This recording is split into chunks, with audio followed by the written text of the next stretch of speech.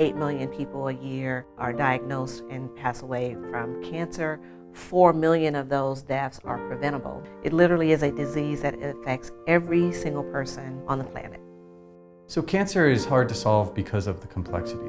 You'll see patients that are riddled with metastatic cancer all across their body, and they'll have some cancer immunotherapy and the cancer disappears. It is a beautiful thing. People who couldn't walk before get up and walk away. But then 3 months later, everything comes back, and it comes back much more aggressive. And sadly, we often lose these patients. We don't know why that is. We don't know where those cells are. For every discovery that we have, it turns out there's 2 or 3 more doors that become unlocked and add layers of complexity. The day I was born, my mom had cancer, and it stayed sort of dormant in her body until I was 11. And that's when my life changed. I practically had a nervous breakdown. Sorry.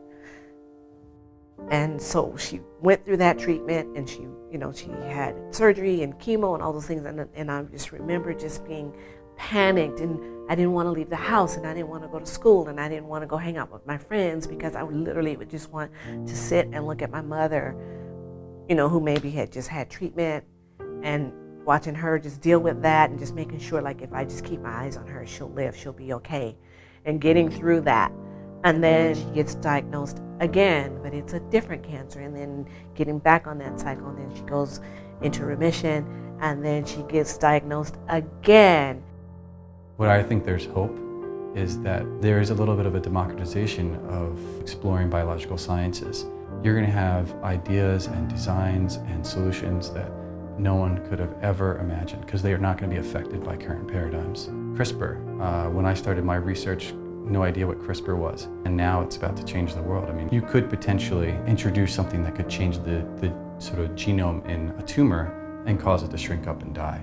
I mean, that's sort of a bold prediction, but it's possible. I mean, think about cancer prevention. Imagine if you could somehow get patients to increase their screening, just the yearly screening. You can dare people to be creative.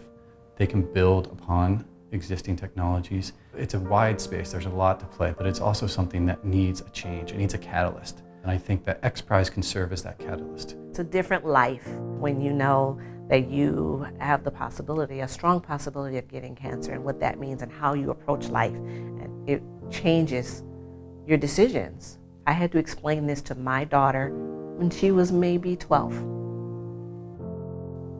I would love to not have to have this conversation again.